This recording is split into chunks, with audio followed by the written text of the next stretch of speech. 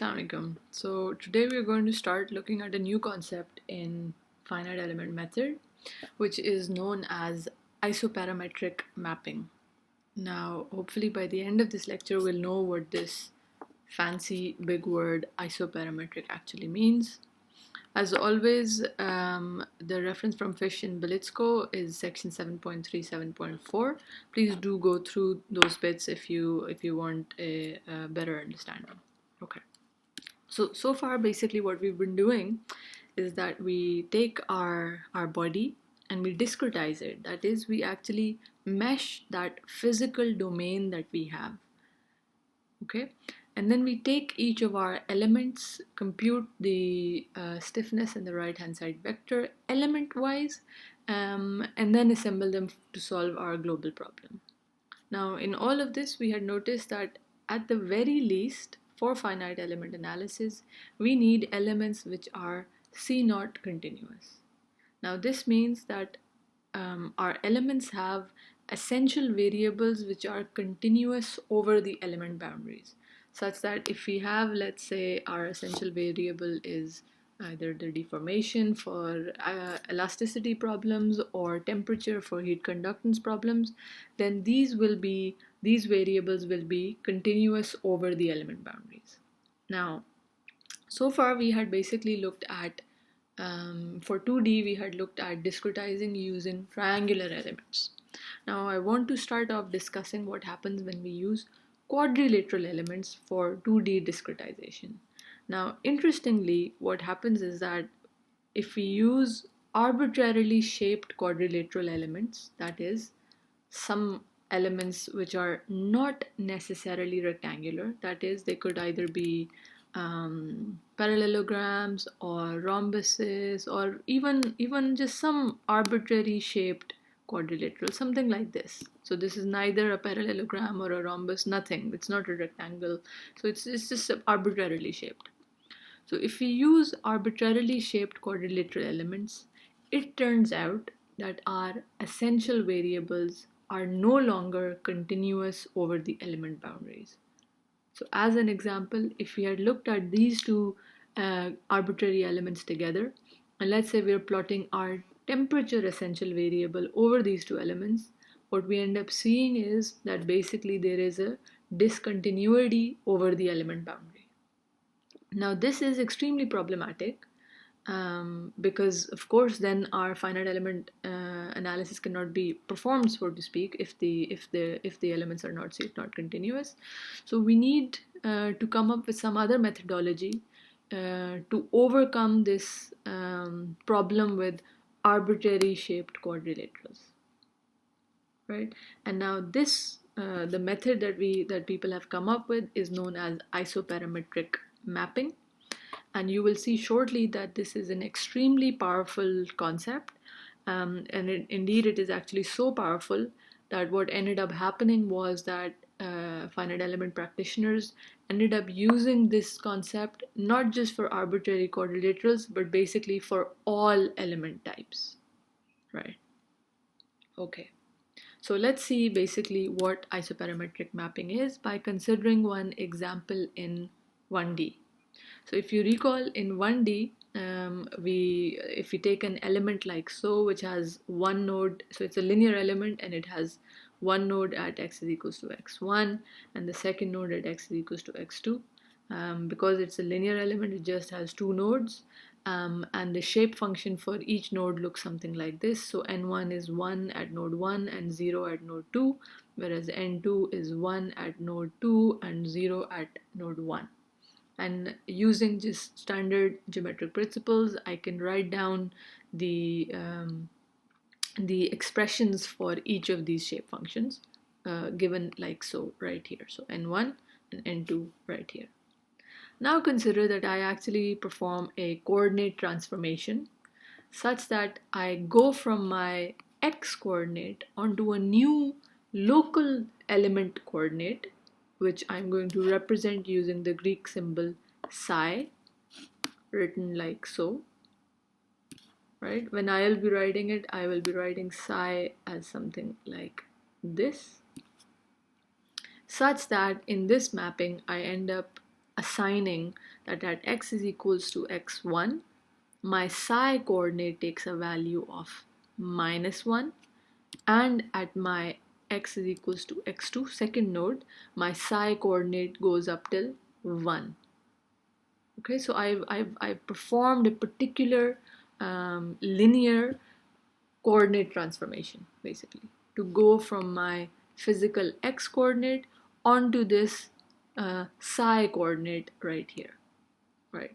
Now, with a little bit of, again, geometry, I can write down what I can basically represent this mapping going from the x coordinate to the psi coordinate using a stretch transformation, either a stretch or a compressed transformation.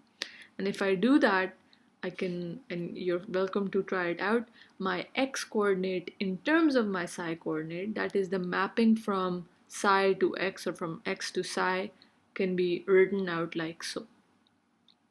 Okay, so x at any given value of psi takes this particular value, where I do need to know what the nodal values of x1 and x2 are in the physical coordinates. Right. Now let me rearrange this particular expression for x by just noting that I have x1 right here and x1 psi right here. So I'm just going to gather all my terms in x1 right here on my first term, and all my terms with x2 in the second term, and then taking my x1 out common, such that I only have this 1 minus psi divided by 2 multiplied by x1. And on the other hand, for x2, I have a multiple of 1 plus psi divided by 2. So that I've just rearranged my expression for x. Now, let me also consider that if I'm just performing a coordinate transformation, my shape functions still exist in a similar way, right? Because this is still that element, just with some other local transfer coordinates. So in that case, my n1 is still something like this, and my n2 is still something like this. So I can actually also write down their expressions in terms of psi rather than in terms of x. So if I do that, then I see that my shape function expressions take these forms. So n1 is actually just 1 minus psi divided by 2, and n2 is 1 plus psi divided by 2. Please, you are welcome to try to find these equations yourself, or just pop in values to see if this is actually true. For example, at node 1, psi is equals to -1. Let's substitute it in here and see if we do get n1.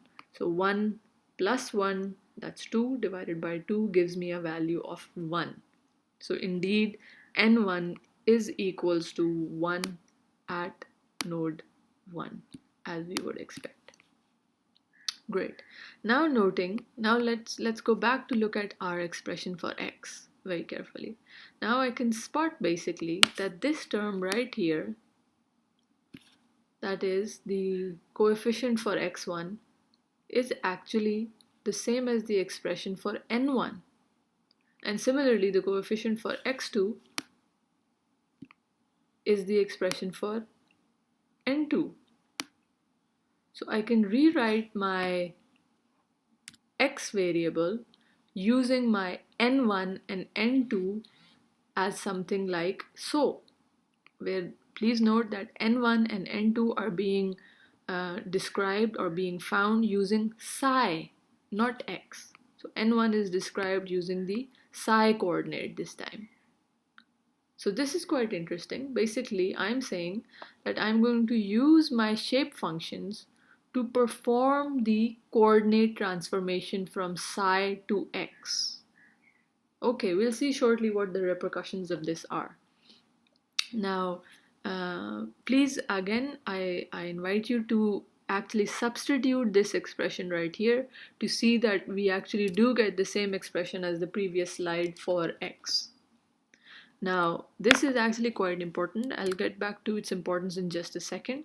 But also, I want to point out that this can be written more compactly using either summation convention or matrix notation, such that you can see it's n1 being multiplied by x1 and n2 being multiplied by x2. So of course I can write down summation of ni evaluated at a given psi multiplied by its respective nodal coordinate xi. And now this looks very familiar from what we've been used to in our previous lectures.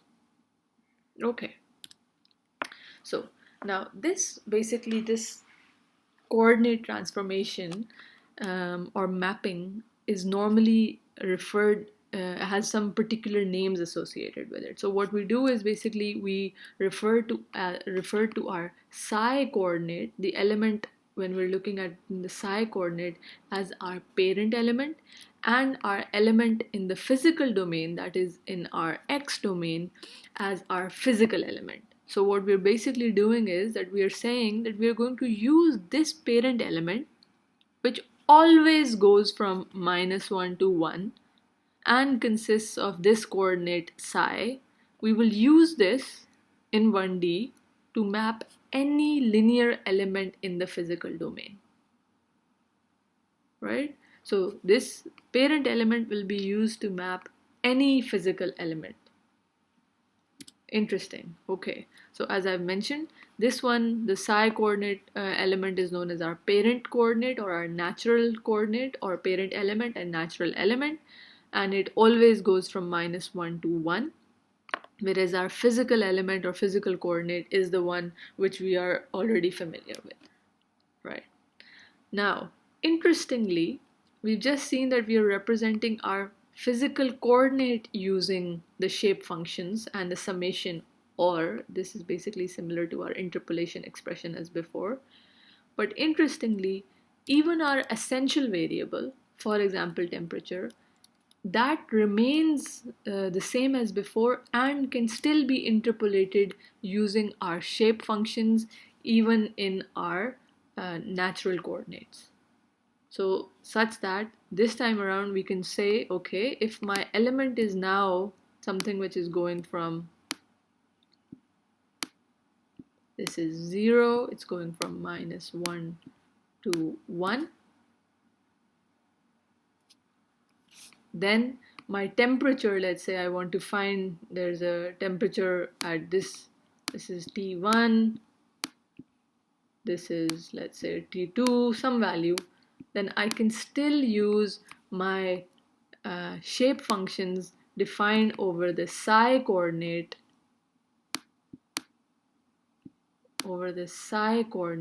to perform the interpolation. So I can find the temperature, let's say at this point, if I want to find it, just by substituting in the value of psi, finding our shape functions, and then performing our interpolation as before. Okay, so this is, again, let's see why this is so important. So what's happening, again, let me write down this interpolation in our familiar, let me just get, why are these lines popping up? Let me get rid of this in just a second, please. Hopefully the lines are gone now. So this is where we were. So basically I want to write down this interpolation of temperature using this familiar notation, the summation notation that I've used previously. So this time we will have summation of Ni evaluated using the parent coordinate psi multiplied by the respective nodal temperature and then summed. Okay, so this is very, very interesting because this expression is exactly what we used to have when we were performing our interpolation over our physical domain. But instead, now for our parent domain, we also have the expression for our physical coordinate. And here we are seeing that our mapping from x to psi is also performed, as we saw from our previous slide, using the same shape function. So same Ni, the same shape functions to perform that mapping. So this particular so this is the reason why this mapping that is going from our physical to our parent coordinates is referred to as isoparametric, because what it's saying is that we use iso the same parameters, that is, we are using the same shape functions to perform the physical mapping or the coordinate mapping and the temperature or the essential variable approximation. Okay, so this is extremely powerful because basically we're not having to define any new shape functions for our mapping, or we don't need anything new to define our coordinate mapping, but instead we can use our familiar previous shape functions even to perform a coordinate transformation. And hence why you'll see that this ends up being a very, very powerful concept. So just to reiterate, this mapping or coordinate transformation going from the physical to the parent element is referred to as isoparametric, because we basically use the same shape functions as we were doing previously, but this time also but this time we're doing it both for the approximation of the essential variable and also for the mapping of the geometry, right? So hence the name isoparametric. Now, if you recall, we often need derivatives of our essential variable. So how we find that is using, so when we find our derivatives, we need the derivatives in the physical coordinate, that is, we need dt by dx, right? Because in the weak form is actually over the physical domain. Remember that. So because the weak form is over the physical domain, we still actually do need our derivatives with respect to the physical coordinate, and we can find this using our given that we now have our temperature in terms of psi, we can find the derivative of t with respect to x using the chain rule simply, so that we then have dt by dx is just equal to dt by d psi, which we can find using this expression, multiplied by d psi by dx. Now, where will we find this d psi by dx? Remember that we do have this expression right here, which is x in terms of psi, so we can actually use this to find d psi by dx. Okay, great. So let's yes, so this concept of isoparametric mapping, which I've just introduced in 1D, can actually be used for higher dimensions, that is in 2D and in 3D. And also I've just used it for a linear element. It can also be used for higher order elements such as cubic, or such as quadratic or cubic shape functions or elements. Right, so let's see a quick example of the isoparametric mapping in action.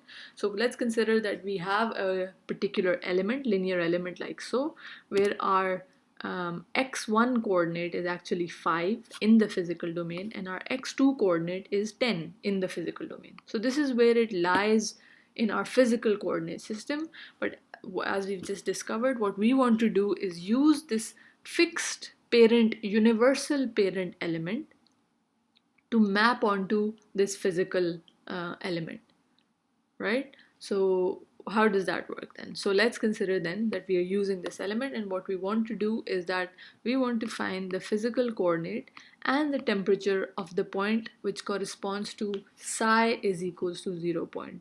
Psi is equals to 0.2 probably corresponds to a point somewhere right here. So what we want to do is we want to find the physical coordinate. Now we know that our physical coordinate basically is given by x in terms of psi is equals to what? The summation of ni in terms of psi multiplied by xi.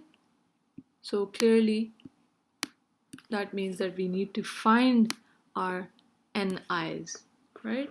So recall that a few slides ago I had written down what the expressions for the linear shape functions were in terms of the psi coordinate. So we basically need to find ni at psi is equals to 0.2. So we need both n1 at psi is equals to 0.2. What does that turn out to be? That would be half of 1 minus 0.2, which is what? 0.8. So that gives me n1 is equals to 0.4. Let's also find n2. Similarly, if I do that, n2 turns out to be 1 plus 0.2. So 1.2 divided by 2, that is 0.6. Great. So we can use these two to directly substitute in here and find that x at psi is equals to 0.2 is given by, of course, n1 x1 plus n2 x2. So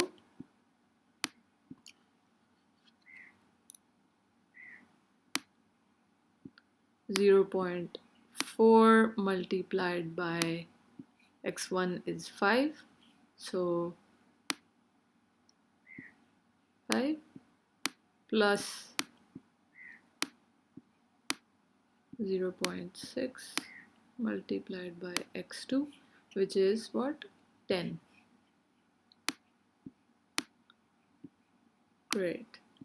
So this turns out to be what? I believe 6 plus 2, which is 8. So that's the physical coordinate that corresponds to a local parent coordinate of psi is equals to 0.2. Now similarly, we can also find the temperature. I'd like you please to try to find it. So again, write down what the interpolation of the temperature is, and we want to evaluate the temperature at psi is equals to 0.2.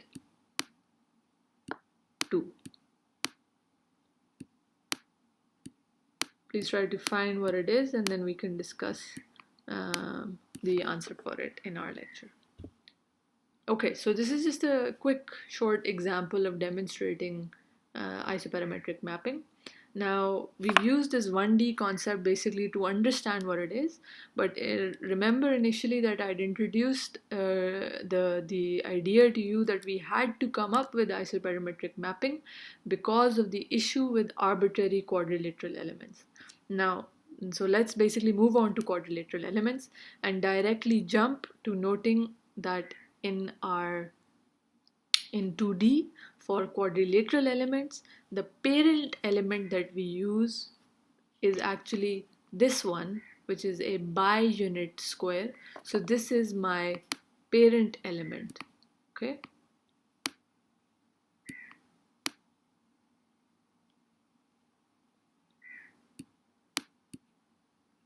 Right?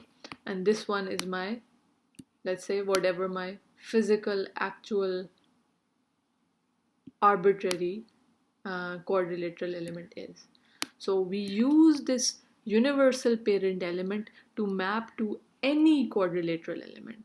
And it turns out that when we do this, that is when we use these natural or parent universal elements, then even our arbitrary quadrilateral elements become C0 continuous.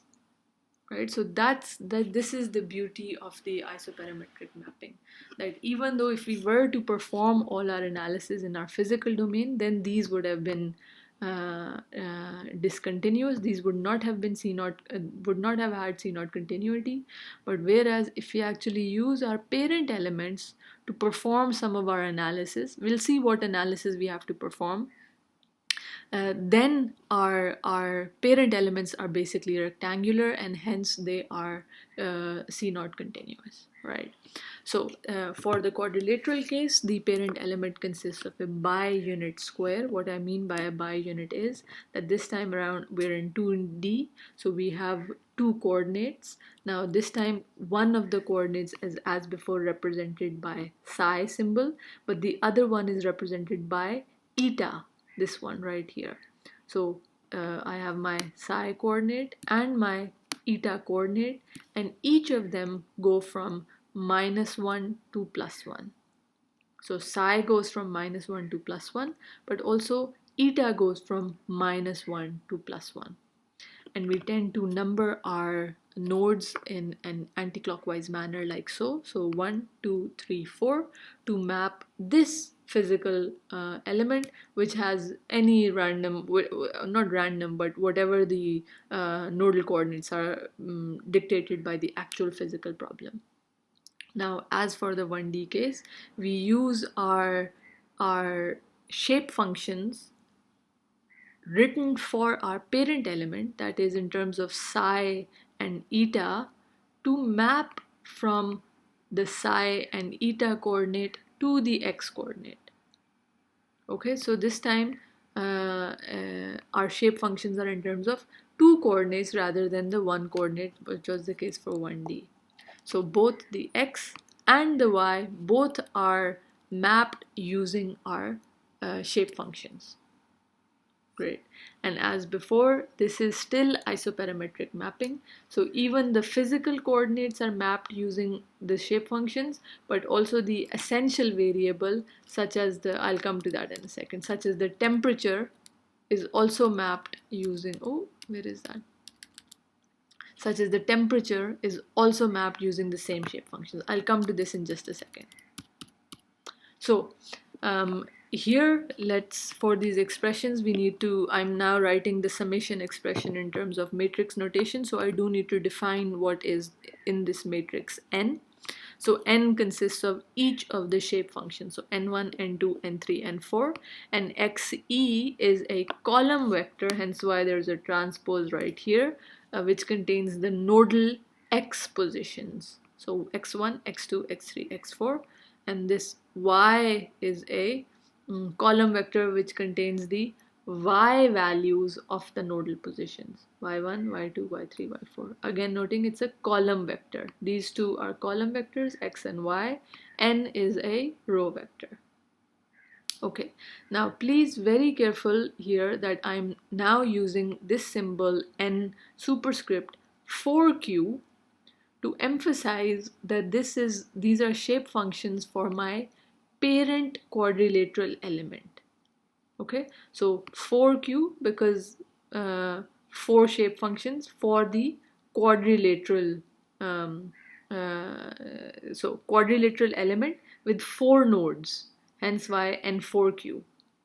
Okay, so N, 4 representing the number of nodes, and Q representing the quadrilateral, that it's the parent element is a quadrilateral.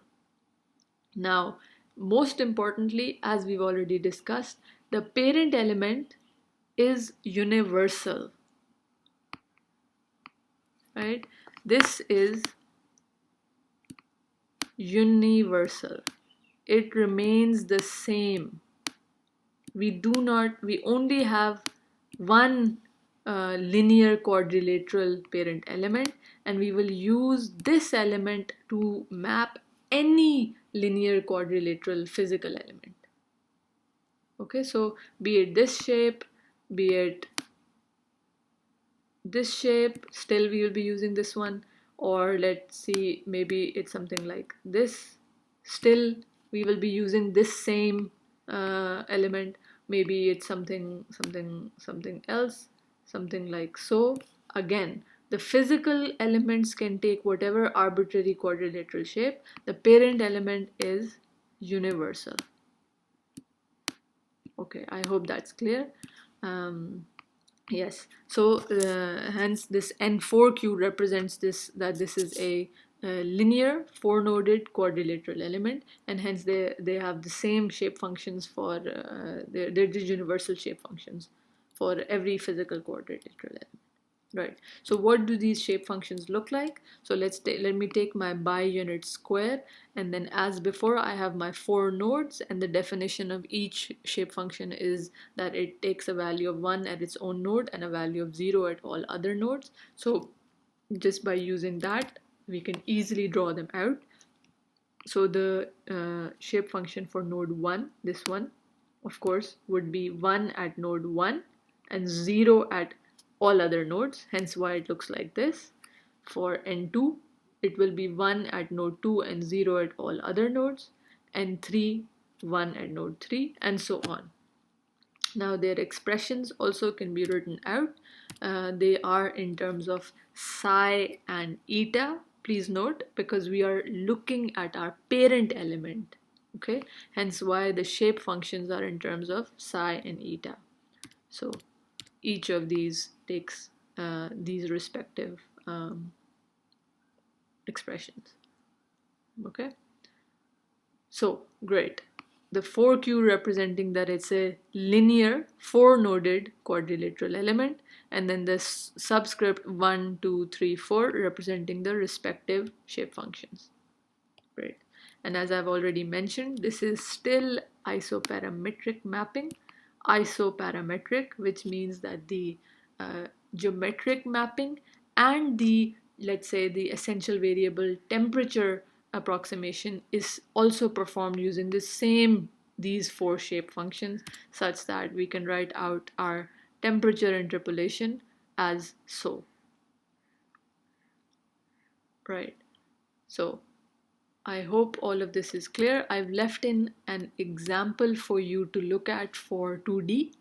What's happening right now is that we have a given physical element with these coordinates. So node 1 is at 2, 1, node 2 is at 4, 2, and so on. And what we want to do is that we want to find the x and y coordinates of the point which is at psi 0.5, eta 0.5 here. So 0.5 and 0.5 would be this point, right? So I don't know where it's gone. So this point right here. So we want to find the physical coordinates of this point using the understanding of the isoparametric mapping that we've just seen. Please try to do this, and then we'll pick up here in our next lecture.